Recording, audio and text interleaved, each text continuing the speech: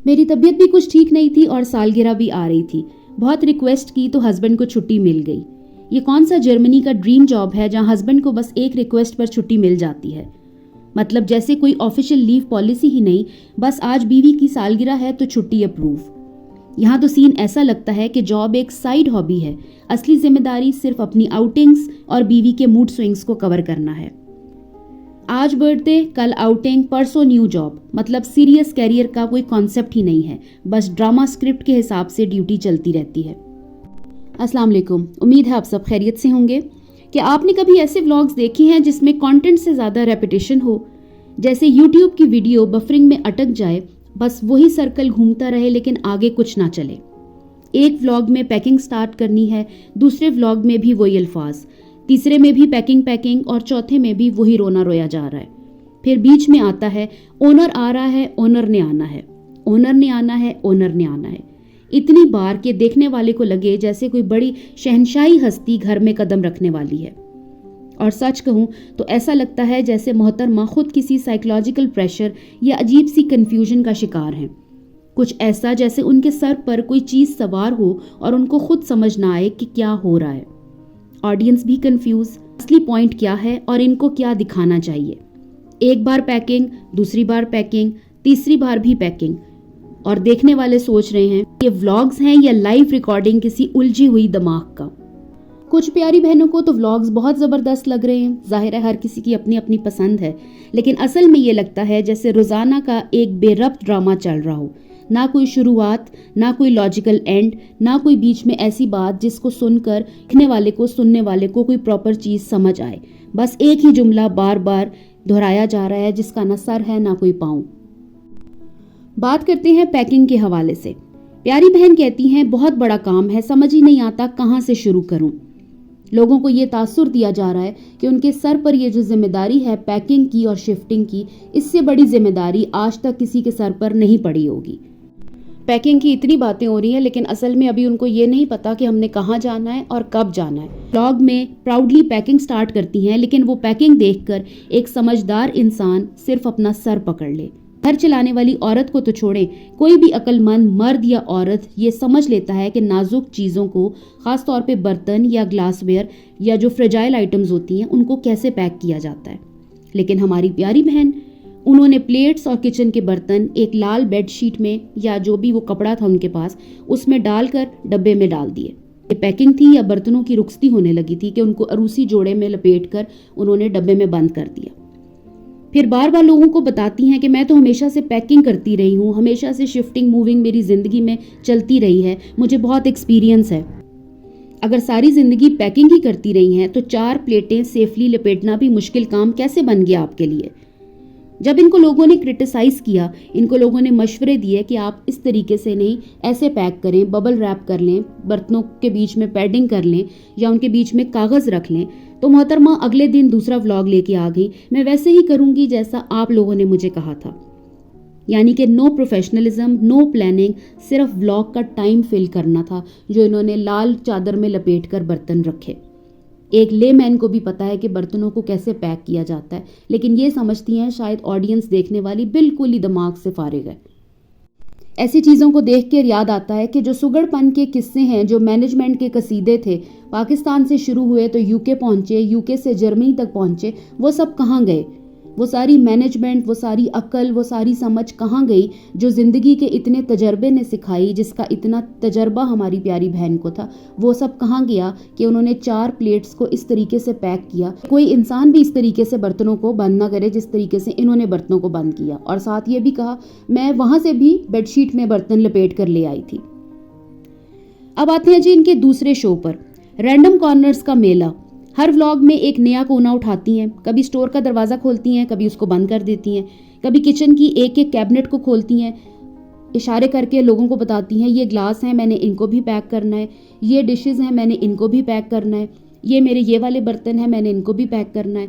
कभी शीशे को दिखाती हैं और उसके साथ पूरी स्टोरी सुनाती हैं, मैंने बड़े शौक से लिया, उसको घुमा के कभी अपने जूते लोगों को दिखा रही हैं, मैंने इनको भी पैक करना है। ये सब क्या है? कभी कोई एक डब्बा दिखाती हैं और उसको ही दिखाती जाती हैं, ये यहाँ पड़ा है, ये मैंने कल से यहाँ रखा हुआ था, इसको अब मैं उठाऊंगी, सोच रही हूँ कहाँ से शुरू करूँ, सोच रही हूँ कहाँ ख़त्म करूँ। लेकिन असल पैकिंग, उसकी तस्वीर कहीं नजर ही नहीं आती। देखने वाले को भी लगता है शायद कोई सीरियस प्लानिंग होगी, कैटेगरीज बनेंगी, सामान सीक्वेंस में बांधा जाएगा, लेकिन नहीं, हर जगह से थोड़ा थोड़ा उठाना और फिर कैमरा के सामने रोना धोना। मतलब काम करने से ज़्यादा इम्पॉर्टेंट था हर चीज़ को कंटेंट बना देना। और फिर वो एंडलेस रेपिटेशन, चीज़ों को बार बार दोहराना। पैकिंग स्टार्ट करनी है, अब पैकिंग स्टार्ट करनी है, कहाँ से शुरू करूँ, कहाँ पे ख़त्म करूँ। बस लफ्ज़ों की तस्बीह चलती रहे। असली काम ग्राउंड पर 0 और लफ्ज़ों की गिनती में 100 आउट ऑफ 100। समझदार इंसान ये देखकर फौरन समझ जाता है कि अगर किसी का प्रोसेस वाकई ऑर्गेनाइज्ड हो तो वो हर दिन एक नया कोना शो करने की बजाय एक ही जगह से शुरू करके सिस्टमैटिकली कंप्लीट करता है काम। लेकिन असल में यहाँ मसला पैकिंग का नहीं था, मसला था दिखावे का। हर दिन कैमरे के लिए एक नया सीन क्रिएट करना ताकि ड्रामा चलता रहे। इसीलिए असली प्रोग्रेस ऑडियंस को कभी नज़र ही नहीं आती। और मुझे तो इनके व्लॉग्स देखकर ऐसे लगता है कि फ़िलहाल पैकिंग इनकी ज़रूरत नहीं है। फ़िलहाल पैकिंग इनके लिए एक स्टेज परफॉर्मेंस है।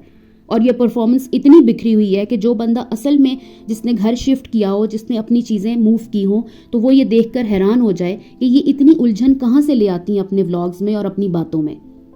आप सब लोगों ने सुना होगा, ये हर वक्त एक ही बात कहती हैं, मेरा घर बिल्कुल साफ़ रहता है, बच्चे भी नहीं हैं, इतने गेस्ट का भी आना जाना नहीं है, घर हर वक्त बिल्कुल साफ़ रहता है।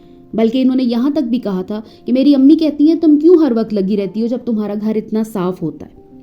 लेकिन इसके साथ आपने ये भी सुना होगा इनका एक फेवरेट लफ्ज़ जो ये बार बार आजकल कहती हैं, ओनर ने आना है, ओनर ने आना है, ओनर ने 1 घंटे में आना है, ओनर ने कल आना है, ओनर ने, हस्बैंड का फ़ोन आया था कि ओनर आ रहा है। हर व्लॉग में एक ही चीज़, ओनर ने फ़ोन किया, ओनर आ रहा है। आखिर कौन सी शहनशाही शख्सियत है ये ओनर जो हर रोज़ इनके घर में उतर आती है और इनके घर का हाल बदल कर रख देती है। बेचारी सारी डीप क्लीनिंग करती हैं, इतना घर साफ होने के बावजूद भी जब सफाई होती है ओनर के आने पे तो गार्बेज निकल आता है। एक दफ़ा सुन लिया जाए ठीक है, लेकिन हर व्लॉग में इस चीज़ को तस्बीह बना देना, ये आम बात को भी पता नहीं ये मोहतरमा ड्रामा क्यों बना देती हैं। और सबसे ज़्यादा अजीब तब लगता है जब मोहतरमा बड़ा प्राउडली कहती हैं, ओनर ने हमें कहा आप लोग ना जाएं, आप लोग इधर ही रहें। जर्मनी के लैंडलॉर्ड्स टेनेंट्स के साथ चाहे दोस्ती निभाते हैं?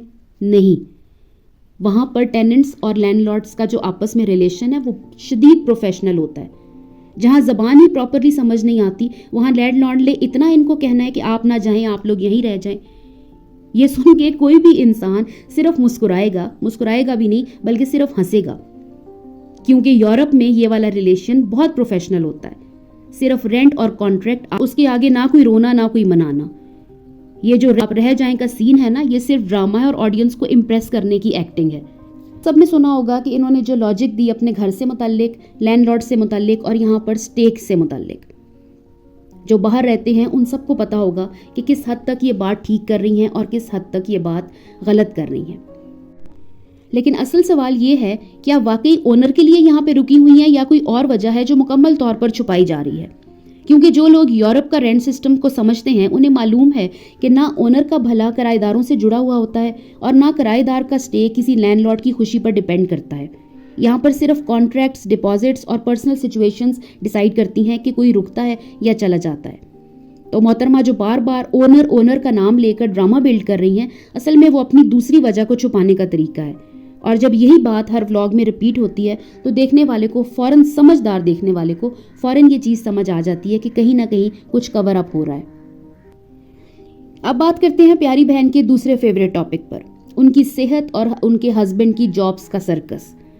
पहले तो हेल्थ का एंडलेस ड्रामा, कभी एलर्जीज, स्टमक का इशू हो गया है, सांस लेने में प्रॉब्लम हो रही है, कभी सर दर्द हो रहा है, कभी कुछ हो रहा है, कभी कुछ हो रहा है। ये वही जर्मनी है जहाँ का एनवायरनमेंट इनको पूरी तरह सूट कर गया था। ये वही जर्मनी है जहाँ पर आकर इनको सारी एलर्जीज ख़त्म हो गई थी। ये वही स्मॉल टाउन है, ये वही इलाका है जहाँ पर आकर उनको सांस लेने में कोई दुश्वारी नहीं होती थी। अब फिर से वही कार्ड शुरू हो गया है, मेरी तबीयत ख़राब है। कुछ दिन पहले तक भी कह रही थी कि डॉक्टर ने हस्बैंड को ये इंस्ट्रक्ट किया है कि आपने अपनी वाइफ को बिल्कुल अकेला नहीं छोड़ना। लेकिन फिर क्या होता है, हस्बैंड बर्लिन में जॉब पे जाते हैं और मोहतरमा यहाँ अकेली रहती हैं। मतलब या तो डॉक्टर ने कोई ऐसा कुछ कहा ही नहीं और पूरी तरह ड्रामा था ऑडियंस को इम्प्रेस करने के लिए। अगर इनकी इतनी तबीयत ख़राब है तो ये किसी डॉक्टर के क्यों नहीं जाती, किसी हॉस्पिटल विजिट क्यों नहीं करती, ये ग्रोसरी करने भी अकेली चली जाती हैं, तो फिर डॉक्टर को क्यों नहीं जाके दिखाती? अगर इनको लगता है ये अकेली हैं और नहीं जा सकती तो मोरक्कन भाभी को साथ ले जाएं। अपनी सेहत पर तो कोई भी इंसान कॉम्प्रोमाइज़ नहीं करता कि घर बैठकर सेल्फ मेडिकेशन हो रही है, एक के बाद एक तजर्बा हो रहा है और बस लोगों को बताया जा रहा है मेरी तबीयत ख़राब है, मेरी तबीयत ख़राब है। डॉक्टर को क्यों नहीं दिखाया जा रहा? अब थोड़ी सी बात करते हैं इनके हस्बैंड की जॉब के हवाले से। जब पहले यहाँ जॉब करते थे IT डिपार्टमेंट में, तो आप लोगों ने देखा था कि कितना कैजुअल जॉब थी। कभी आउटिंग पर जा रहे हैं, कभी फ्रेंड्स के साथ पार्टी पर जा रहे हैं, कभी कहाँ जा रहे हैं। दूसरी तरफ मोहतरमा ये कहती हैं हमारी लाइफ बहुत बिजी है, हमारे पास वक्त ही नहीं होता। लेकिन ज़रा ऑब्जर्व करें तो असल तस्वीर कुछ और ही है। सिर्फ 8-9 महीने में 2 जॉब्स बदल चुकी हैं और हर दफ़ा नरेशन ये मिलता है कि जब दिल चाहा छुट्टी मिल गई, जब मूड बना आउटिंग पर चले गए। दुनिया भर के लोग जॉब्स में स्ट्रगल करते हैं और जो नई जॉब्स जिनकी हों उन बेचारों को तो इतना टाइम नहीं होता कि घर वालों से बैठकर कोई बात कर सके। छुट्टी के लिए महीने पहले एप्लीकेशन देते हैं, लेकिन इनके लिए सिस्टम बिल्कुल उल्टा ही चल रहा है।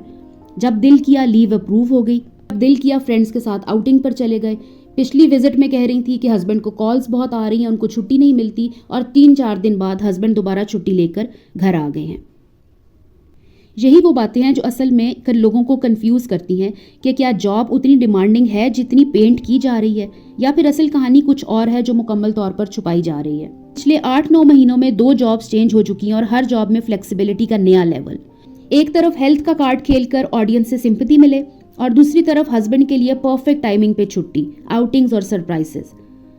यानी कि दिखाया जा रहा है कि उनके सर्कमस्टांसेस बहुत क्रिटिकल हैं, लेकिन रियल पिक्चर यही है कि हस्बैंड की जॉब और लाइफस्टाइल उनके कंट्रोल में है और फिर भी हर छोटी चीज़ को ड्रामेटाइज कर दिया जाता है। अगर आप लोग थोड़ा सा गौर करें तो सेहत का जो सारा सीन चल रहा है और हस्बैंड की जॉब के फ्लेक्सिबल सर्कस को मर्ज करके मैडम अपने लाइफ के कुछ असली डिसीजंस को भी जस्टिफाई करने की कोशिश कर रही हैं, जहां रियलिटी और ड्रामेटाइजेशन का मिक्स इतना हैवी है कि ऑडियंस कंफ्यूज हो जाती है कि असली मसला क्या है। प्यारी बहन का दिल चाह रहा है वो अपनी मम्मा के पास चली जाए, सब कुछ छोड़कर अम्मी के पास जाने का दिल करता है। कभी कहती हैं लाइफ ने बहुत कुछ सिखा दिया, कभी कहती हैं मैं तंग आ गई हूँ, कभी कहती हैं मेरा दिल करता है सब कुछ छोड़कर अम्मी के पास चली जाऊँ। अब सवाल ये है, जब पाकिस्तान से सब कुछ छोड़कर UK आई थी तब अम्मी की याद नहीं आ रही थी? तब तो फैमिलीज़ ने ये कहा था कि आपने अपनी ज़िंदगी का बेस्ट डिसीजन लिया है, आपने बहुत अच्छा किया, आप UK में मूव कर गई। तब उनके फेस पर हैप्पीनेस का लेवल ही अलग था। लेकिन अब जर्मनी में 8-9 महीने गुजारने के बाद और UK में तकरीबन 3 साल गुजारने के बाद, यानी मुकम्मल अभी इनको बैरून मुल्क 5 साल नहीं हुए और इनको अम्मी याद आने लग गई हैं। कन्वीनियंस और सिचुएशन के हिसाब से इमोशंस एक्टिवेट किए जा रहे हैं। एक तरफ सिंपैथी जनरेट करना, दूसरी तरफ ऑडियंस को इमोशनल कनेक्ट बनाना। जर्मनी आने का डिसीजन हस्बैंड का था, बकौल हमारी बहन के। वो अपने हस्बैंड का साथ देने के लिए बाहर के मुल्क में बैठी हुई है और अब उनको अम्मी याद आ रही हैं। उनको समझ नहीं आ रहा कि मैं किसको ब्लेम करूं और किसको ब्लेम ना करूं। जर्मनी आए हुए तकरीबन इनको 1 साल हो गया है, लेकिन अभी तक एक भी इंफॉर्मेटिव व्लॉग इनका नहीं आया। ना कोई वीज़ा कैटेगरी की बात, ना शिफ्टिंग का असली रीज़न, ना जर्मनी चूज़ करने का कोई रैशनल पर्पस। सिर्फ खाना, पैकिंग, आउटिंग्स और मूडी डिस्कशंस। UK में तो एटलीस्ट थोड़ी गाइडेंस और एक्सपीरियंस शेयर की थी।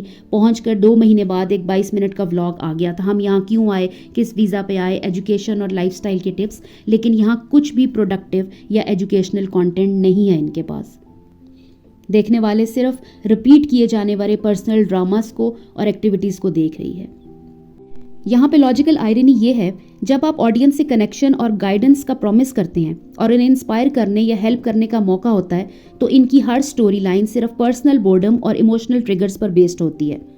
अम्मी याद आना, हेल्थ का ड्रामा, हस्बैंड का फ्लेक्सिबल जॉब, पैकिंग का रेपिटेटिव कंटेंट और असली इन्फॉर्मेशन या प्रोडक्टिविटी ऑडियंस के लिए एब्सेंट होती है। इनके व्लॉग्स में अभी तक कोई ऐसा पॉइंट हमने नहीं सुना या इन्होंने बैठकर डिस्कस किया हो या लोगों को बताया हो जो नए आने वालों के लिए मददगार साबित हो या जिससे किसी को कोई टिप मिली हो, जिससे किसी ने कुछ सीखा हो।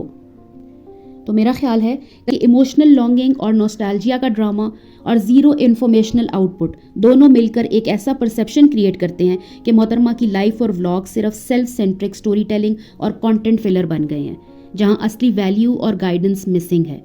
ऑडियंस सिर्फ टाइम वेस्ट और रिपीटेड ओवर एक्टिंग देख रही है। लॉजिकली ये काफ़ी डिसअपॉइंटिंग है एक एजुकेटेड क्रिएटर के लिए कि वो अपने व्लॉग्स में यूरोप में बैठकर लोगों को क्या बता रहा है। चीनी का रेट, चावल का रेट, अंडों की क्वालिटी, दालों का हिसाब। Take good care of yourself. Allah हाफिज़।